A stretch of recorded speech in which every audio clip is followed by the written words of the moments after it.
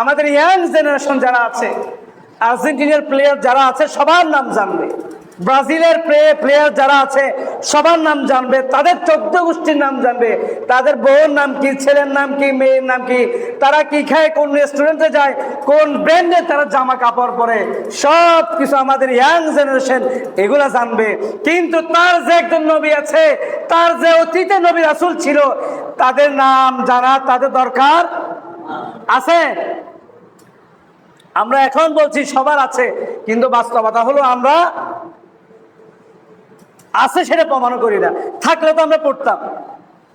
আপনার তো দরকার আছে, যারা যুবক আছে আপনার দরকার আছে নেইমারের আসল নাম কি, নেইমারের বাপের নাম কি, নেইমারের মায়ের নাম কি, নেইমারের গার্লফ্রেন্ডের নাম কি, আপনার জানার দরকার আছে। এগুলা আমাদেরকে শুধরাতে হবে ভাই, শুধরে নিতে হবে। দুনিয়াটা হলো ক্ষণস্থায়ী। এই দুনিয়াটা কি? নেইমারের বাপের নাম জানা স্মার্টনেস নয়, মেসির বাপের নাম জানা স্মার্টনেস নয়।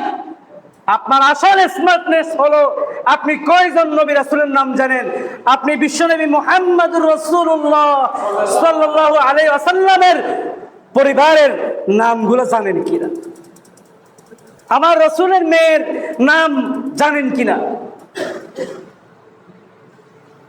এই বিষয়গুলো আমাদের জানতে হবে।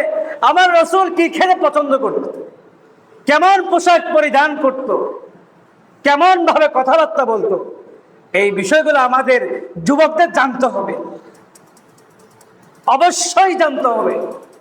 মেসি কি খায়, নেইমার কি খায়, সাকিব আল হাসান কি খায়, এগুলি আমাদের জানার দরকার নাই। আজ থেকে এই চরিত্র কি করে দিব, আমরা ডিলিট করে দিব।